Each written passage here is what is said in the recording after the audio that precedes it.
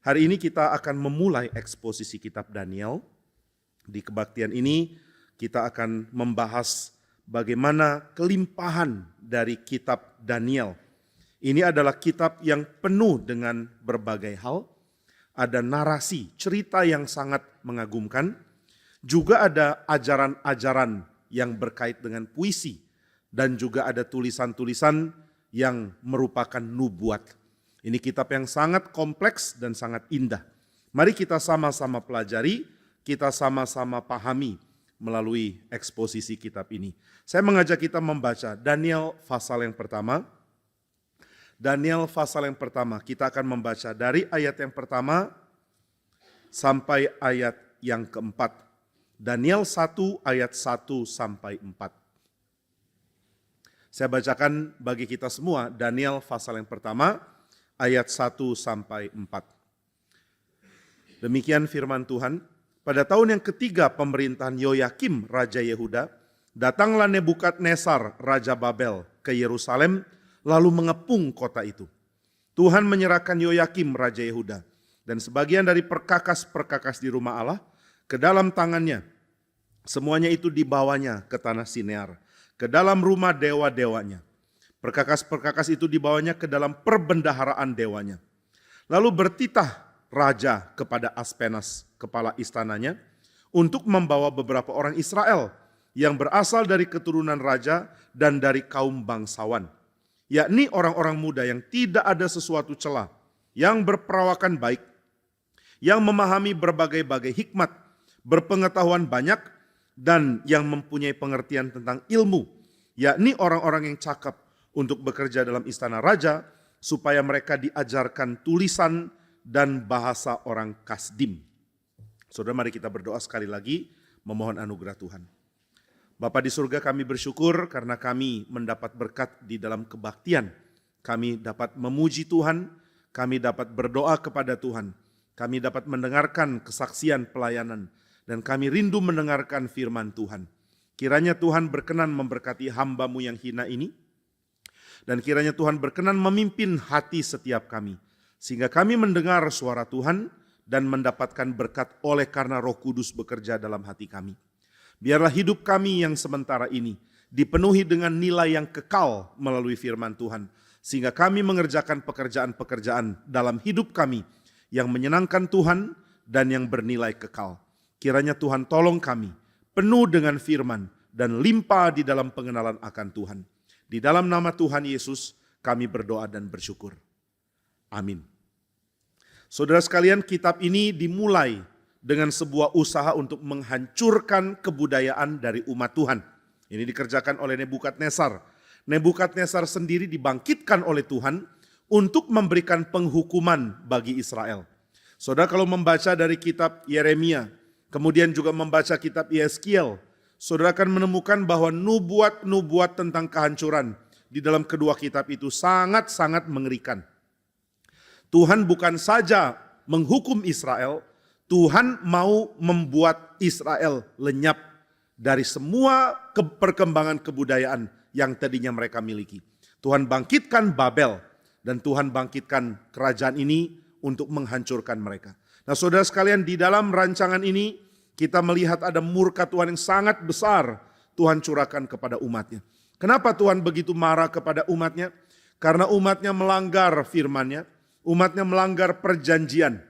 Di dalam pengertian dari kitab nabi-nabi, dikatakan Israel sudah melanggar perjanjian Tuhan sama seperti Adam melanggar perjanjian. Manusia pertama jatuh dalam dosa dan sekarang Israel menjadi sama dengan kejatuhan itu. Israel seharusnya menjadi solusi bagi kejatuhan manusia. Tetapi Israel justru menjadi problem yang menambah semua murka yang Tuhan mau curahkan ke bumi. Nah, maka Israel tidak bisa menjadi solusi. Israel sudah gagal. Nah, saudara, kalau Israel gagal, apakah berarti rencana Tuhan gagal? Kita sangat sulit menerima kalau rencana Tuhan gagal. Apakah Tuhan memakai backup plan? Tuhan pakai Israel, ternyata gagal. Lalu Tuhan mengatakan, wah, saya sudah gagal, saya sudah tidak berhasil menjalankan pekerjaan untuk memenangkan kembali bumi. Kalau begitu bagaimana? wah saya akan bikin rencana cadangan. Saya akan bikin rencana backup karena rencana pertama gagal. Begitukah? Tidak, Tuhan tidak gagal. Lalu kalau Tuhan tidak gagal, bagaimana dengan Israel? Mereka akhirnya dibuang oleh Tuhan. Bukankah ini tanda Tuhan sudah gagal? Tetapi para nabi, terutama Yesaya, Yeremia, dan Yeskiel, memberikan hint bahwa justru Tuhan pakai cara ini untuk menggenapkan rencana penebusan. Ini sesuatu yang sulit dimengerti. Kalau Tuhan mau menebus, kalau Tuhan mau memberikan berkat dan membalikkan kuasa dosa, mengapa Tuhan biarkan Israel hancur? Apakah Israel harus hancur? Tentu tidak. Tapi kenapa mereka hancur? Di dalam surat Roma, Paulus mempunyai gambaran yang sangat indah di dalam menafsirkan sejarah Israel. Paulus mengatakan apakah mereka harus jatuh? Sekali-kali tidak. Tetapi untuk membuktikan kekuatan rencana Tuhan, Tuhan mengizinkan mereka jatuh dan membuat mereka menjadi orang-orang yang menggenapkan rencana Tuhan justru di dalam kondisi terbuang. Ini sesuatu yang sulit dimengerti sampai seorang bernama Martin Luther menyadari pentingnya mengerti gambaran salib sebagai satu cara tafsir dari kitab suci. Bagaimana Tuhan memurnikan Israel, bagaimana Tuhan menjalankan programnya untuk menebus bumi, membawa umat pilihannya keluar dari dosa. Ternyata dengan cara membuat keadaan kacau menjadi baik. Membuat keadaan yang menyentuh rock bottom, menyentuh titik nadir, menyentuh titik paling rendah. Kemudian Tuhan memberikan puncak rencananya justru di situ. Saudara kalau mengatakan ya Tuhan sudah gagal, Israel sudah gagal, sekarang Tuhan mesti pikir rencana alternatif. Tidak. Di dalam Yesaya dikatakan bahwa Tuhan mempunyai rencana mulia yang baik. Bahkan kata kabar baik, basar dalam bahasa Ibrani, itu dimulai setelah Yesaya menubuatkan tentang kehancuran Israel. Maka Paulus di dalam surat Roma mengatakan rencana Tuhan itu melampaui pikiran kita. Kita punya rancangan Tuhan melampauinya. Kita punya rencana Tuhan melampaui. Seperti jauhnya langit dari bumi. Demikian jauhnya rancangan Tuhan dengan rancangan kita. Seperti dikutip Paulus dari kitab Yesaya. Makin kita merenungkan rencana Tuhan, makin kita kagum. Saudara, banyak kali ini menjadi teori di dalam kepala kita waktu kita membaca kitab suci. Tetapi ketika kita terjun melayani Tuhan, baru kita tahu. Ini adalah fakta hidup. Tuhan punya rencana melampaui rencana kita. Tuhan punya ide, Tuhan punya kehendak. Tuhan punya perwujudan kehendaknya melampaui apa yang kita pikirkan di dalam kehidupan kita. Kita pikir kita bisa atur strategi, kita pikir dengan melakukan A akan terjadi B, dengan melakukan B akan terjadi C. Tapi Tuhan punya rencana yang melampaui. Saudara, yang Tuhan mau adalah kita taat, kita ikut rencana Dia. Kita mau rancang hal dengan murni, tapi kadang-kadang Tuhan akan ubah dan menunjukkan rancangan Dia jauh lebih besar. Ketika kita pikir, Israel sudah diberikan Taurat, bagus. Sekarang coba jalankan Taurat. Sekarang coba hidupi Taurat. Sekarang coba bikin masyarakat yang ideal. Bikin masyarakat yang adil. Bikin masyarakat yang tidak ada penindasan. Bikin masyarakat yang suka tolong orang miskin. Ayo bangkitkan negaramu menjadi contoh. Dan ternyata mereka gagal. Sudah seorang konselor biblika dari Amerika bernama Paul David Tripp. Dia mengatakan Tuhan di dalam kitab suci selalu membentuk the community of the gospel, komunitas Injil, bukan community of those who are successfully following the Torah, bukan komunitas dari mereka yang secara sukses menjalankan Taurat. Tuhan memberikan Taurat, lalu orang Farisi mengatakan kami sanggup jalankan, kami bisa jadi komunitas yang jadi contoh, jadi teladan. Tapi Tuhan mengatakan tidak, kamu gagal. Loh kenapa gagal? Karena setelah kamu usir setan dari pikiranmu, ada 7 setan masuk ke dalam pikiranmu lagi. Nah saudara, ini ilustrasi atau perumpamaan yang Tuhan Yesus katakan. Ada satu orang yang tadinya punya 1 setan, menjadi setan yang merasuki dia. Kemudian setan itu keluar dari orang itu, maka orang itu bersih dari setan itu. Lalu setan itu pergi cari tempat baru. Dia keliling-keliling, tapi dia tidak menemukan satu pun tempat dia bisa tinggal. Maka dia ingat, saya pernah tinggal di satu orang, merasuki orang itu. Sekarang saya mau balik, tapi dia tidak balik sendiri. Dia ajak 7 setan lain yang lebih jahat dari dia untuk merasuki orang itu. Maka keadaan orang itu jauh lebih parah dari keadaan sebelumnya. Saudara pernah dengar perumpamaan ini bukan? Saya awalnya bingung memikirkan tentang kondisi ini. Apa maksud Tuhan Yesus cerita seperti ini ya? Bayangkan ada satu setan merasuk, setan itu pergi, lalu ajak 7 yang lebih jahat, rasuki orang itu. Tuhan mau bilang apa ya? Tapi ada seorang ahli estetika bernama Calvin Serveld. Dia seorang Kanada. Dia menafsirkan bagian itu dengan mengatakan tafsiran yang bagi saya sangat mencerahkan. Dia mengatakan 7 adalah angka sempurna, maka 7 setan yang lebih jahat adalah dosa yang sempurna yang dibawa untuk merasuk orang itu. Apakah dosa yang sempurna itu? Calvin Serveld melakukan penelitian dari budaya Yahudi. Dan dia menemukan bahwa 7 setan ini sebenarnya adalah perwakilan dari kesombongan dan self-righteousness. Maka ketika orang berhasil menyingkirkan 1 setan, dia mulai sombong. Saya bisa tinggalkan dosa. Saya orang suci. Saya tidak seperti yang lain. Maka dia tidak sadar dia sudah 7 kali lebih jahat dari orang lain. Sempurna jahatnya karena dia tidak jahat. Ini ironis sekali. Mirip dengan orang Farisi yang masuk ke rumah doa. Lalu dia berdoa dengan mengatakan, Tuhan, saya berpuasa 2 kali seminggu. Saya memberikan perpuluhan untuk semua sayur-sayuran. Meskipun ini tidak diperintahkan Tuhan. Saya melakukan seluruh Taurat. Dan saya tidak seperti pemungut cukai itu. Di sebelah dia ada pemungut cukai berdoa. Lihat ke atas pun tidak berani. Dia cuma pukul badannya. Dan mengatakan, Tuhan kasihani saya, orang berdosa ini. Dan Tuhan Yesus mengatakan, waktu keduanya keluar, yang memukul diri, minta kasihannya Tuhan. Dialah yang dibenarkan oleh Tuhan, bukan yang satu itu. Maka saudara sekalian, kita tidak bisa lepas dari dosa. Waktu kita pikir kita sudah jalankan Taurat, dosa self-righteous masuk. Dosa merasa diri benar masuk. Dosa merasa diri sanggup menjalankan kehendak Tuhan masuk. Dan akhirnya keadaan kita jauh lebih buruk daripada keadaan kita sebelumnya. Maka siapa sih bisa jalankan Taurat? Siapa sih bisa menjadi komunitas yang mengatakan, contohlah kami. Maka Tuhan membiarkan Israel jadi hancur. Paulus mengatakan ini bukan berarti Tuhan harus dipersalahkan untuk kegagalannya Israel. Israel tidak bisa mengatakan, loh kami gagal karena Tuhan mau membentuk komunitas Injil. Kami gagal karena Tuhan mau menunjukkan bahwa belas kasihan Tuhan itu harus ditunjukkan sampai pada salib. Oh kalau begitu wajar dong kami gagal, kami harusnya dipuji karena kami gagal. Paulus mengatakan ucapan seperti itu harus dihukum. Israel tidak bisa mengatakan, oh Tuhan yang bikin kami gagal. Bukan.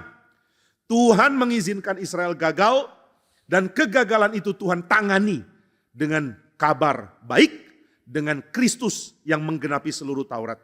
Nah maka saudara sekalian, tidak ada orang bisa menjadi komunitas yang menjadi teladan. Israel pun tidak. Itu sebabnya Petrus pernah mengatakan kepada rekan-rekannya di Yerusalem.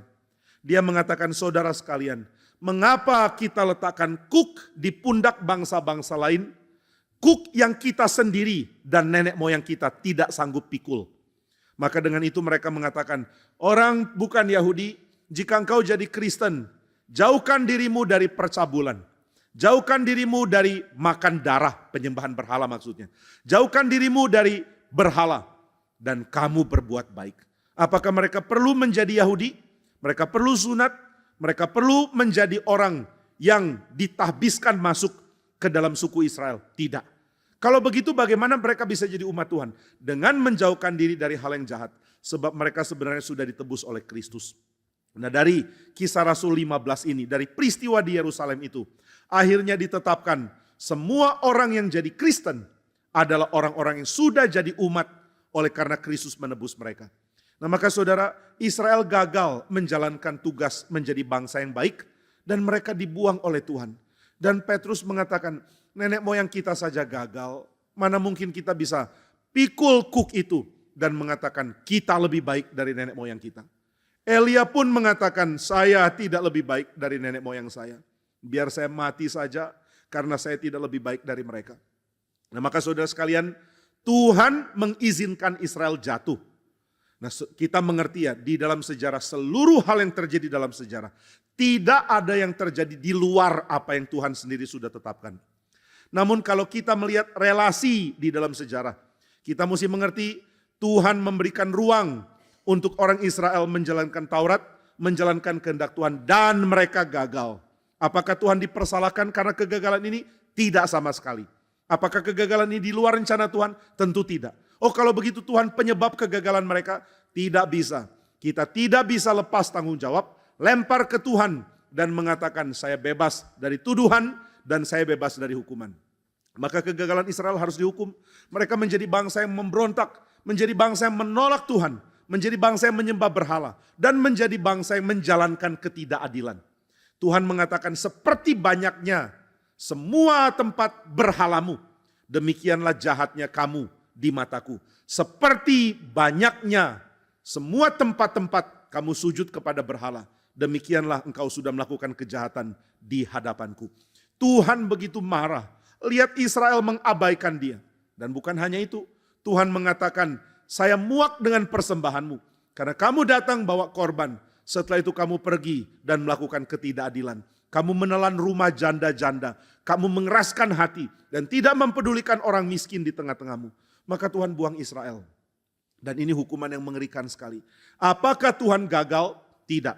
Karena dari kondisi rendah, dari keadaan habis, Tuhan mengatakan kepada kita melalui perkataan dari Yesaya. Meskipun orang Israel jumlahnya seperti pasir di tepi pantai, namun hanya sebagian, yaitu kaum sisa, the remnant, hanya mereka yang akan diselamatkan. Jadi Tuhan akan bekerja pakai kaum sisa. Tuhan akan munculkan kelompok yang dari pembuangan akan meneruskan rencana Tuhan sampai memuncak di kayu salib. Jadi apakah rencana Allah gagal? Tidak. Kehancuran Israel membuat Tuhan gagal dan harus pakai backup plan? Tidak. Ini bagian dari rencana Tuhan. Ini bagian dari sejarah keselamatan yang Tuhan aturkan untuk seluruh bangsa-bangsa. Nah, maka Israel gagal dan Tuhan bangkitkan Babel. Nah, saudara, di dalam budaya Second Temple Judaism, di dalam Yudaisme, bait suci yang kedua, zaman sekitar 200 sebelum Masehi, 200 tahun sebelum Masehi, sampai 200 Masehi. Itu banyak tulisan yang mengatakan bahwa Gabriel, malaikat Gabriel, ini adalah malaikat yang diberikan tugas oleh Tuhan untuk membangkitkan dan menghancurkan bangsa-bangsa. Nah, jadi banyak yang percaya di dalam tradisi Yahudi, ini tidak dikonfirmasi oleh Alkitab ya, tapi ini tradisi Yahudi. Mereka percaya tugas Gabriel itu adalah membuat pergolakan di tengah bangsa. Dia kadang-kadang bangkitkan raja, dia hancurkan raja. Dia bangkitkan kerajaan, dia hancurkan kerajaan. Maka bangkitnya raja itu dipercaya adalah karena Tuhan melalui alatnya, yaitu malaikat Gabriel. Kalau saudara selidiki sejarah, munculnya raja itu kan bisa aneh sekali ya. Kok bisa raja ini muncul? Di dalam kekaisaran Romawi misalnya, ada periode keemasan di mana kaisar justru muncul dari orang yang diangkat anak oleh kaisar sebelumnya. Kaisar Octavian sebelumnya adalah anak angkat atau dianggap anak oleh Julius Caesar. Dia bukan anak kandung Julius Caesar. Anak kandung Julius Caesar tidak ada yang akhirnya menjadi orang yang utama. Bahkan anak angkat yang lain yang diangkat oleh Julius Caesar justru jadi pengkhianat, ikut tikamkan pisau ke badannya Caesar. Nah, maka orang-orang yang dianggap anak adalah Octavian, bukan anak kandung. Lalu Octavian menjadi kaisar. Dia angkat penerusnya lewat angkat anak, bukan anak aslinya. Jadi tidak ada kaisar Romawi yang angkat anak asli yang berhasil. Yang angkat anak angkat itu yang berhasil. Nah, saudara, di sini kalau ada anak angkat, mungkin jadi kaisar nanti. Nah, saudara, ada orang namanya Marcus Aurelius. Marcus Aurelius angkat anak asli, bukan anak angkat, yaitu Commodus. Commodus menjadi kaisar dan dia menghancurkan Romawi. Jadi kaisar buruk adalah anak kaisar. Kaisar baik adalah anak angkat kaisar. Aneh ya? Kadang-kadang prinsip seperti ini bisa kita baca di dalam sejarah. Meskipun kita tidak bisa ambil kesimpulan dan meramal masa depan lewat semua pengelolaan statistik yang kita pahami dari sejarah. Nggak bisa. Kita nggak bisa bilang, oh kalau begini anak angkat pasti berhasil, anak kandung pasti gagal. Wah, kalau gini saudara jangan kasih usahamu ke anak kandung. Usahamu yang bagus itu kasih ke anak angkat. Apakah begitu? Tentu tidak. Tapi fakta ini pernah terjadi di dalam sejarah. Nah, maka saudara sekalian, kerajaan bisa bangkit dengan cara yang unik. Raja bisa muncul dengan cara yang unik. Di dalam banyak cerita raja-raja, ada orang yang dari nobody menjadi raja. Dan ini cerita paling digemari. Dari bukan siapa-siapa menjadi raja. Bahkan di dalam dunia gaming cerita ini juga populer. Dari bukan siapa-siapa akhirnya menjadi populer. Di dalam beberapa waktu yang lalu ada game yang sangat populer seperti Skyrim misalnya. Nah, saya kurang ngerti hal-hal ini ya. Saudara yang lebih ngerti bisa kasih masukan kalau saya salah. Dan salah satu yang digandrungi dari cerita ini adalah karena tokohnya itu dari bukan siapa-siapa. Kemudian ditemukan bahwa dia punya keturunan naga or something lah. Dan ternyata dia orang penting yang jadi kunci di dalam permainan atau dalam cerita dari game ini. Jadi cerita sangat populer dan sangat digemari. Dan berkali-kali terjadi di dalam sejarah. Siapa bisa bangkitkan raja? Siapa bisa bangkitkan dari nobody menjadi raja? Tuhan. Bagaimana Tuhan lakukan? Di dalam pengertian orang Yahudi lewat Gabriel. Apakah ini ajaran Alkitab? Bukan. Jadi kita tidak harus setuju. Tapi tradisi Yahudi Second Temple mempercayai hal ini. Mereka percaya Mikael bertugas untuk perang langsung lawan setan. Gabriel bertugas untuk memberikan goncangan politik di bumi. Jadi kalau Gabriel turun, urusannya adalah raja. Angkat raja, bangkitkan kerajaan, atau angkat raja dan hancurkan kerajaan lain. Nah, dengan pengetahuan seperti ini, orang yang baca Injil Lukas akan kaget. Karena di dalam Injil Lukas, Gabriel datang ke seorang perempuan remaja. Orang Yahudi ya kalau baca itu kaget. Ngapain Gabriel datang ke perempuan remaja? Gabriel kan urusannya raja. Tapi Gabriel mengatakan, berbahagialah engkau, hai yang diberkati. Maria kaget. Aku diberkati, aku bahagia. Kenapa ya? Dari kandunganmu Tuhan akan bangkitkan raja. Oh, ternyata Gabriel memang urusan raja. Maka dia datang ke Maria pun masih urusan raja. Nah ini konsisten dengan budayanya Yahudi. Nah ini bukan berarti kita harus terima budaya Yahudi. Ada hal yang Tuhan konfirmasi lewat Alkitab. Ada hal yang cuma budaya yang kita boleh buang. Nah maka di dalam pengertian orang Yahudi, Gabriel datang membangkitkan kerajaan. Termasuk mengangkat Nebukadnezar. Tuhan angkat lewat sumbangsi dari malaikatnya ini. Nah Nebukadnezar menjadi pemimpin di tengah-tengah kekacauan perpolitikan Babel. Babel punya perpolitikan rumit sekali. Dan Nebukadnezar muncul menjadi orang yang membawa Babel menjadi salah satu kekaisaran terbesar di dalam sejarah manusia. Nah sebelumnya Babel dikenal sebagai tempat kumpulnya orang yang menolak ikut rencana Tuhan.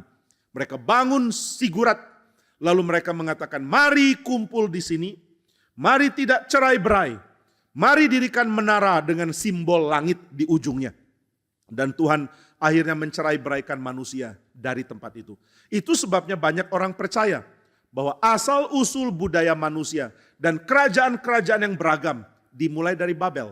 Babel bisa membanggakan diri sebagai tempat lahirnya kebudayaan bangsa-bangsa. Tapi saudara, seorang pelukis bernama Peter Bruegel membuat lukisan yang judulnya adalah The Tower of Babel, Menara Babel.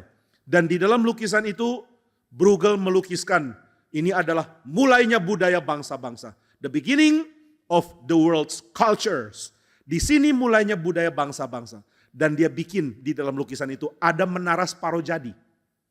Ternyata permulaan budaya bangsa-bangsa juga sudah identik dengan budaya mangkrak. Dan ini Alkitabiah ya kan. Alkitab mengatakan bahwa karena perbedaan bahasa akhirnya menaranya nggak selesai. Beda bahasa, beda pendapat, tidak bisa komunikasi, akhirnya pecah. Sudah pecah, nggak jadi. Nah ini namanya bangunan mangkrak.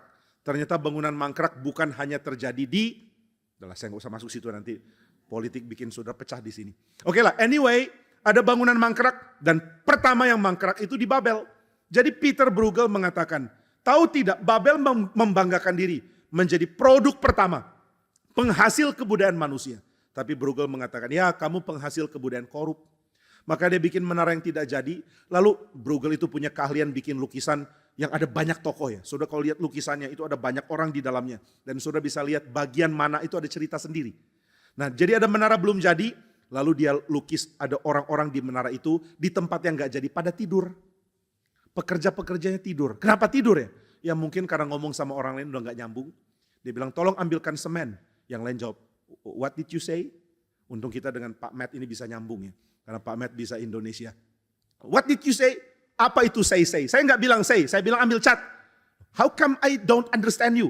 Lalu satu orang datang lagi menanyakan, bueno note atau apapun itulah. Nah mereka mulai kacau di situ, akhirnya mulai pecah. Sudah pecah, bangunan gak jadi. Ya sudah, daripada gak bisa kerja, saya tidur. Jadi orang-orang harusnya kerja tidur. Ada orang-orang bertengkar. Lalu ada raja. Nah ini digambarkan Bruegel, ada mahkota. Raja disembah. Tapi raja itu berdirinya di tempat bangunan yang sudah jadi. Jadi rajanya itu sengaja ditaruh di tempat bangunan jadi. Jadi ternyata budaya Babel juga adalah budaya yang memulai budaya munafik. Budaya menunjukkan asal bapak senang. ABS gitu ya. Asal raja senang, ARS. Yang penting raja senang. Nah ini mentalitas yang buruk sekali ya. Banyak orang berpikir karirnya bisa didongkrak ke atas. Bisa dikatrol ke atas. Selama dia terus menjilat bos.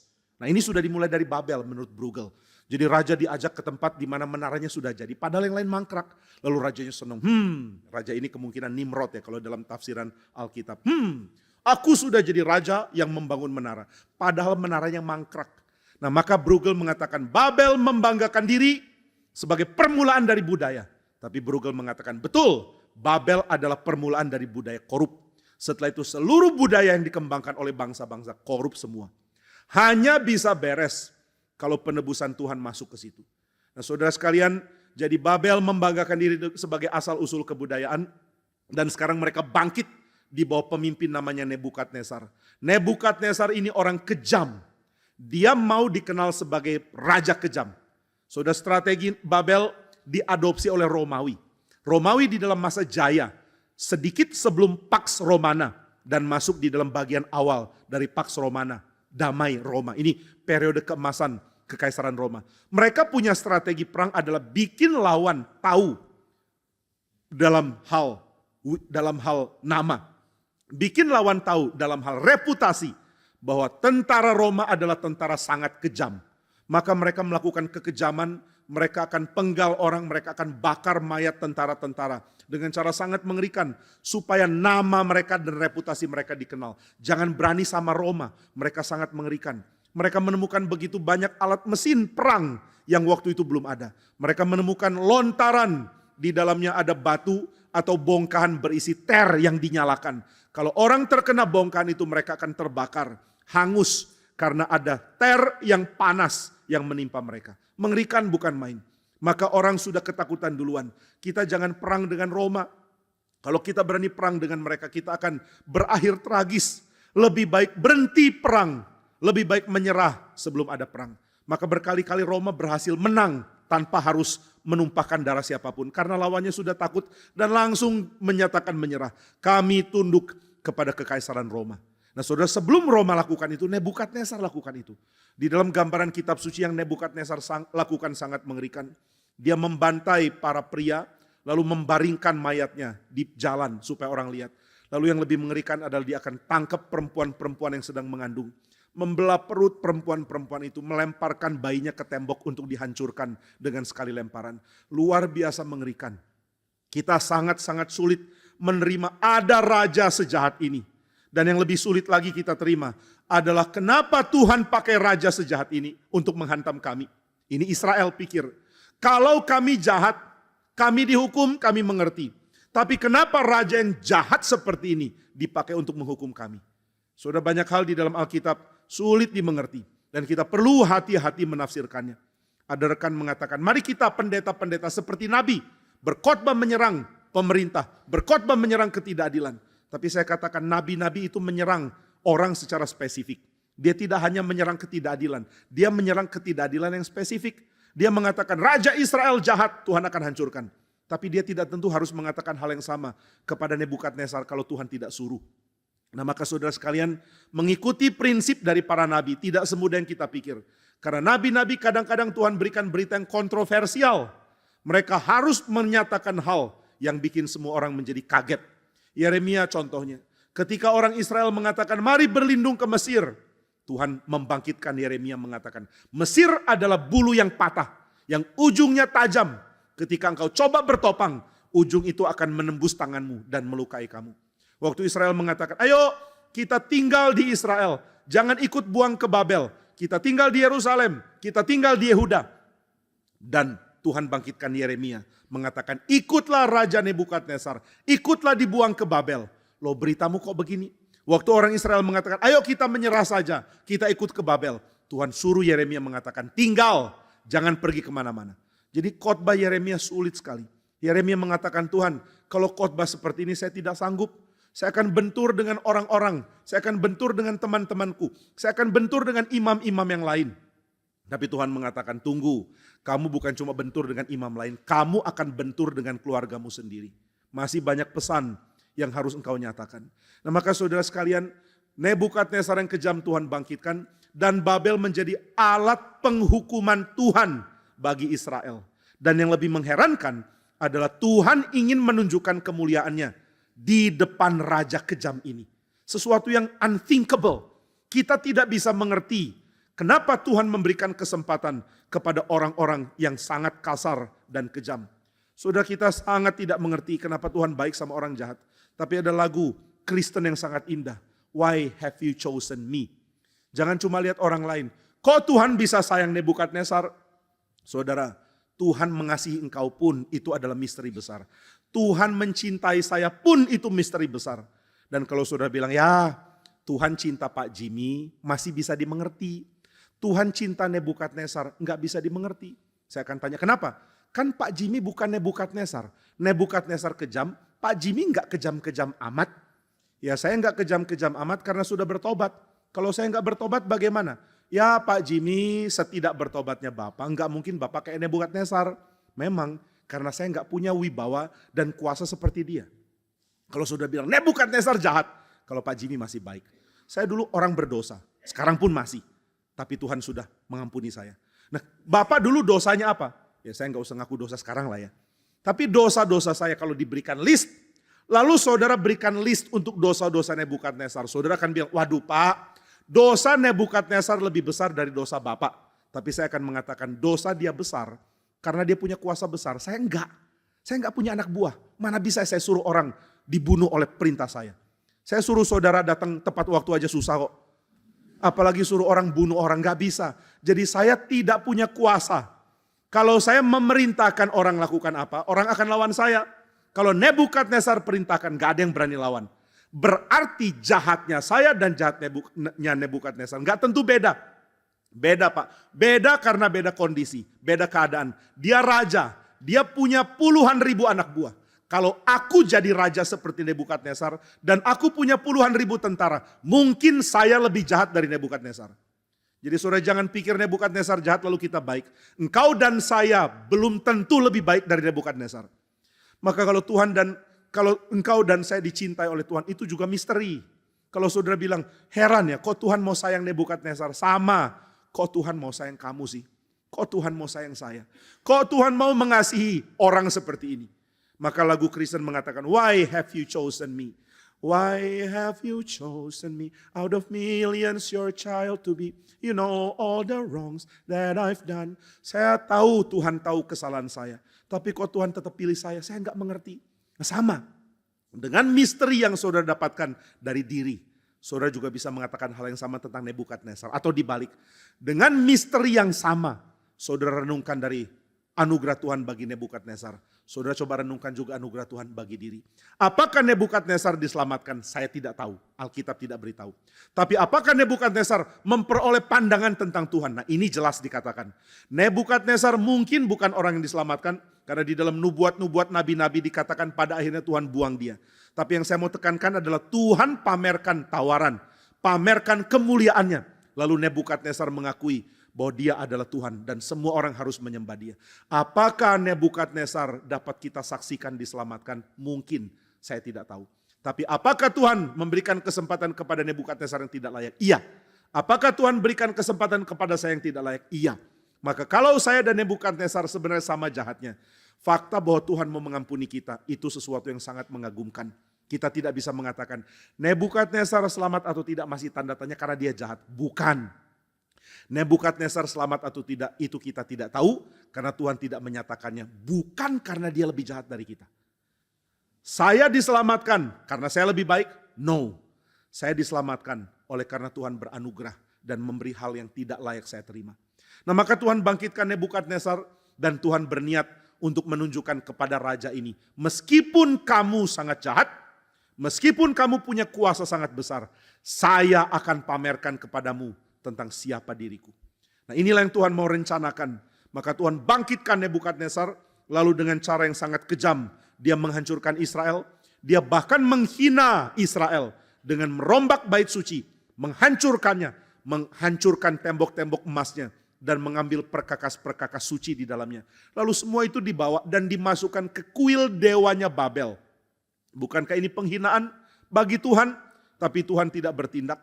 Tuhan belum menyatakan marahnya. Tapi Tuhan sedang menyatakan marahnya kepada Israel. Maka Israel di tengah-tengah kondisi ini menjadi sadar.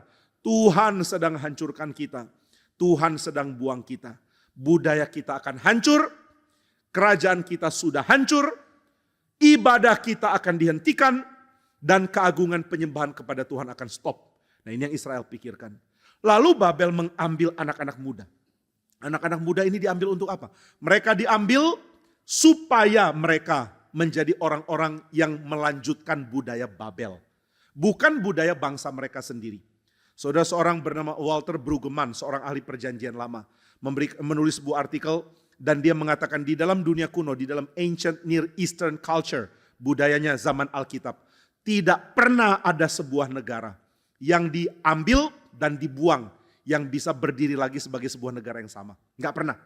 Tidak pernah kecuali satu, Israel.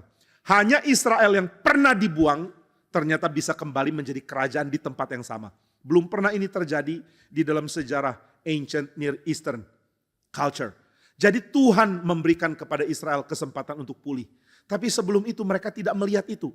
Mereka tidak menyangka mereka bisa pulih. Yang mereka lihat adalah Tuhan menghancurkan mereka dan Tuhan sepertinya akan menghentikan budaya mereka. Babel langsung ambil anak-anak muda pilihan dan Babel langsung berikan kepada mereka cuci otak. Mereka diajar bahasa Kasdim, mereka diajar tulisan-tulisan Kasdim, mereka diajar budaya Kasdim, mereka diajarkan hikmat Babel. Sehingga semua yang lama mereka akan buang. Nah apa sih tujuan pendidikan ini? Tujuan pendidikan ini adalah untuk anak-anak muda paling pintar dari negara lain. Mulai sadar, negara saya nothing dibandingkan dengan Babel. Negara saya punya hikmat sangat dangkal dibandingkan dengan Babel. Sudah tahu apa yang bikin Tiongkok sangat sulit diinjili? Karena ketika orang bawa berita Injil, orang-orang di Tiongkok akan tanya, kamu dari mana? Dan ketika mereka bilang kami dari Eropa, mereka mengatakan Eropa. Sampai abad ke-7, Eropa itu adalah sekelompok orang barbar yang saling serang satu sama lain sejak Romawi hancur. Kamu dari mana? Eropa. Budayamu begitu baru. You are nothing dibandingkan dengan budaya kami yang sudah ribuan tahun stabil dibandingkan kamu. Sulit sekali menginjili mereka. Karena mereka akan mengatakan budaya kami begitu superior. Who are you? Saudara, Eropa di bawah pimpinan seorang namanya Christophorus Columbus atau Christopher Columbus. Punya 3 kapal untuk mengarungi lautan. Mau membuktikan bumi itu bulat. 3 kapal Christopher Columbus dianggap sebagai satu pencapaian budaya Eropa yang baik. Saudara, kalau dengar ini orang Tiongkok ketawa. Kenapa ketawa? Karena kapal mereka kalau berlayar itu bukan 3 kapal tetapi 300 kapal. 300 kapal dibandingkan dengan 3 kapalnya Columbus. Lalu kapal Columbus besar-besar. Orang Tiongkok akan ketawa lagi. Mengatakan tahu tidak satu kapal kami yang sekali berlayar 300 itu. Besarnya 6 kali lipat kapalnya Columbus. Eropa itu gak ada apa-apanya. Mereka baru muncul belakangan karena kekristenan. Mereka bukan budaya kuat. Chinese jauh lebih kuat. Tiongkok punya budaya jauh lebih superior. Maka mereka akan mengatakan kamu mau ajar apa sih ke kami? Kamu mau tawarkan apa ke kami? Nah sama ya, Babel begitu superior. Babel bawa anak-anak muda dari negara lain. Lalu anak-anak muda itu sadar, negaraku ternyata jelek. Negaraku ternyata budayanya begitu remeh. Negaraku ternyata begitu dangkal dibandingkan dengan keagungan Babel. Herannya semua begitu, kecuali anak-anak muda Yahudi. Orang Yehuda yang ditangkap ada Daniel. Siapa? Hananya. Daniel, kemudian Hananya, lalu Misael, lalu Azaria. Nah ini 4 orang Yahudi yang setelah dibawa ke Babel, mereka mengatakan ini tempat hina. Loh hebat ya, yang berani menghina Babel cuma orang-orang ini. Babel punya budaya jelek, kenapa jelek? Karena penuh dengan pemahaman yang salah tentang Tuhan dan penuh dengan pemahaman yang salah tentang manusia. Nah hanya umat Tuhan yang mengerti hal ini. Maka ketika mereka dibawa ke Babel, lalu mereka diajarkan budaya Babel. Mereka mengatakan kami tidak mau mencemarkan diri dengan makanan yang dipunyai oleh Babel. Saya yakin ketika anak-anak muda ini dibawa ke istana ya, mereka dapat kesan Istana raja begitu megah. Jauh lebih besar dari istana tempat mereka dulu. Lalu makanannya begitu spesial dan super. Wah saudara, kalau dijamu makan sama orang kaya, makanannya begitu mewah. Luar biasa rasanya. Tapi itu zaman dulu. Kalau zaman sekarang kan kekayaan ditunjukkan dengan fine dining. Fine dining itu selalu mengejutkan karena porsinya kecil-kecil tapi muncul terus. Saya pernah diajak fine dining, kemudian saya ikut itu pertama kalinya saya ngerti ada yang namanya fine dining. Saya cuma tahu adalah fine telur ceplok. Nah itu saya ngerti. Ini adalah namanya fine dining. Pertama dikasih satu mangkok sup yang kecil, saya bingung. Kalau kayak gini gimana bisa kenyang? Tapi saya dalam hati nggak ngomong. Tapi tuan rumahnya mengatakan tenang, ini bukan yang akhir, ini baru pembukaan. Nanti pasti kenyang. Dia kayak bisa baca pikiran saya. Menu pertama, enak memang rasanya. Kemudian menu kedua, lalu setelah saya makan ditanya, kalau kamu makan awal bukan yang tadi, maka makanan ini rasa ininya nggak akan muncul. Saya sampai kaget, mesti gitu ya kalau makan ya. Jadi makanan pertama akan menolong kita untuk menikmati taste makanan kedua. Lalu gabungan makanan pertama kedua akan menolong kita menikmati taste makanan ketiga. Kok rumit ya? Bagi saya makanan cuma ada enak dan sangat enak. Itu yang menyebalkan, sudah menyusahkan. Lalu saya coba, enak ya. Muncul lagi. Akhirnya sudah kenyang pun masih muncul. Ini belum penutupnya, habis ini makan ini dulu. Baru saya sadar, waduh untuk makan seperti ini perlu perut ekstra ternyata. Nah bayangkan anak-anak muda di Babel itu yang dibawa ke Babel, dipamerkan kemegahan Babel. Hanya Hananya, Misael dan Azaria dan Daniel yang mengatakan kami gak mau ikut-ikut. Ini makanan lebih dari fine dining, ini super fine dining. Mereka mengatakan kami minta salad aja. Kok minta salad? Nah ini nanti kita bahas lebih detail pada bagian belakangannya. Kenapa mereka bisa punya kengototan seperti ini? Karena Tuhan mau merancangkan budaya apapun tidak akan bisa mematahkan budaya yang Tuhan berikan. Yaitu budaya kanonik dari pewahyuan Tuhan. Yang Tuhan wahyukan kepada anak-anak muda ini. Dari Torah, dari cerita Israel tidak akan pernah dipatahkan oleh budaya lain. Tidak peduli budaya dunia memamerkan diri sebagai budaya sebesar apapun. Tuhan akan pelihara budaya yang akan dia teruskan di dalam sejarah keselamatannya. Maka Tuhan bangkitkan anak-anak muda yang mengerti nilai dari wahyu Tuhan. Bukan nilai dari budaya mereka. Nah budaya Babel begitu besar. Tapi Tuhan bangkitkan anak-anak muda yang sadar the value of the word of God. Yang sadar nilai dari firman Tuhan. Saya mau tanya anak-anak muda di tempat ini. Engkau kagum budayakah? Atau kamu kagum pewahyuan Tuhan? Jika engkau terus kagum budaya, sulit bagimu untuk menjadi alat di tangan Tuhan. Karena engkau begitu kagum dengan hal-hal baru. Selalu sibuk melakukan FOMO. Fear of missing out. Wah saya mesti ikut ini dong. Lalu setelah saya begitu sibuk mengikuti budaya, saya mempunyai keminderan tersendiri sebagai orang Kristen. Kenapa orang Kristen mesti minder menjadi Kristen ya? Saya diskusi dengan satu orang pelayan musik untuk anak muda. Dia mengatakan kami di gereja ini akan bawa anak muda untuk mengerti bahwa gereja suka musik mereka kok. Lalu saya mengatakan kenapa gereja mesti suka musik anak muda? Ya supaya anak muda datang ke sini. Anak muda datang ke gereja, lalu gereja mengajar mereka bahwa gereja nggak punya pendirian. Saya pikir itu bukan hal baik. Jika gereja sendiri tidak menghargai apa yang jadi warisan tradisi gereja, bagaimana kita bisa suruh anak muda untuk menghargai warisan itu? Jika kita tidak mengagumi sejarah pewahyuan Tuhan dan sejarah pembentukan Tuhan atau bahkan sejarah gereja di dalam zaman perjanjian baru, bagaimana kita bisa mempengaruhi anak muda untuk mengagumi hal yang sama? Kita pun gak punya kekaguman itu. Saya debat dengan seorang hamba Tuhan yang khusus menangani kaum muda. Dia mengatakan kita perlu untuk menyatakan Injil, termasuk dari cara tarik orang dengan musik. Saya mengatakan jujur aja lah, kamu memang suka musik ini kan?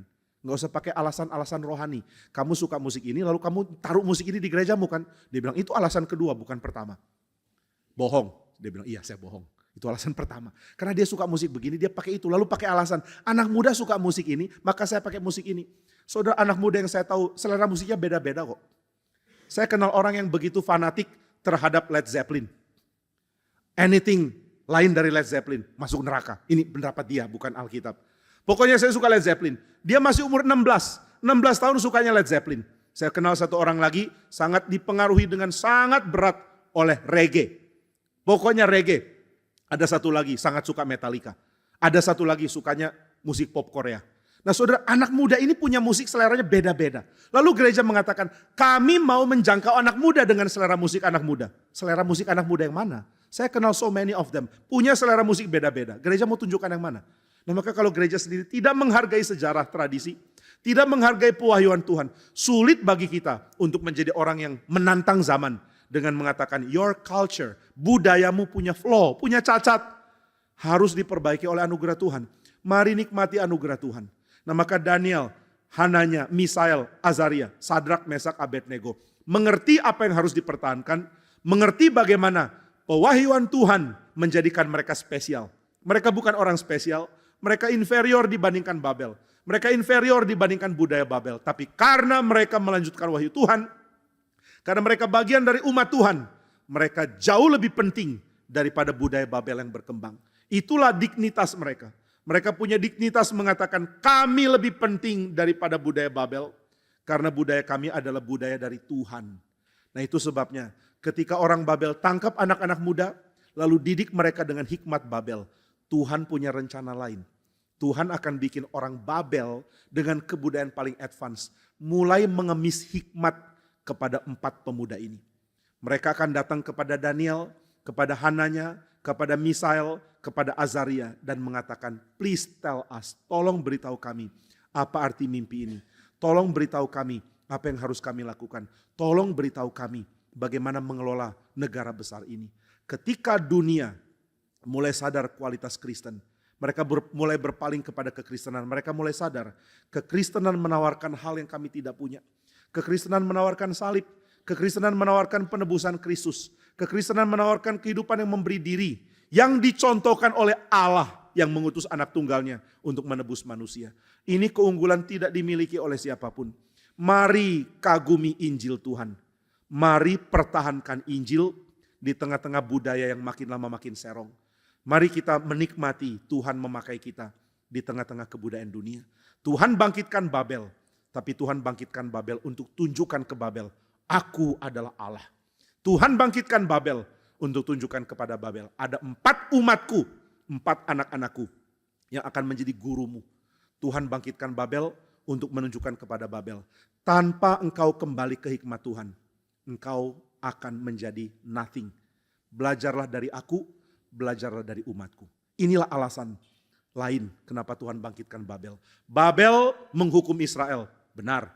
Tapi di sisi lain, Babel pun dibangkitkan oleh Tuhan untuk mendapatkan pameran bahwa Tuhan lebih mulia dari berhala Babel dan umatnya lebih berhikmat dari semua bijaksana yang ada di Babel.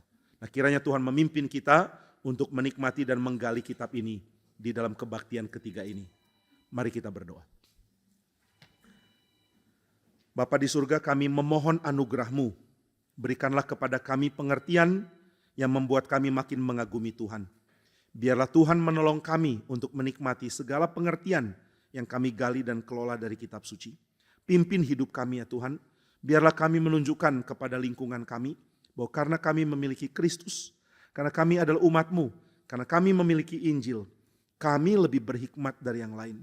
Hikmat yang dimiliki bukan karena kami lebih berpengetahuan, bukan karena kami punya IQ lebih tinggi, bukan karena kami lebih pintar atau lebih bergelar, tapi karena kami mengerti Allah kami melalui firman-Nya. Dari situlah kami dapat mengajar orang lain. Kami bersyukur jika Tuhan rela memakai kami yang tidak layak ini. Tuhan, pamerkanlah kemuliaan-Mu melalui kami yang bodoh ini. Sehingga akan nyata bagi dunia bahwa hal yang dianggap bodoh ternyata jauh lebih berhikmat daripada hikmat dunia. Maka Tuhan pakailah kami yang sederhana, seperti Tuhan memakai Daniel, seperti Tuhan memakai Sadrak, Mesak, dan Abednego. Seperti Tuhan memakai umat-Mu di pembuangan, pakailah juga kami. Di dalam nama Tuhan Yesus kami berdoa. Amin.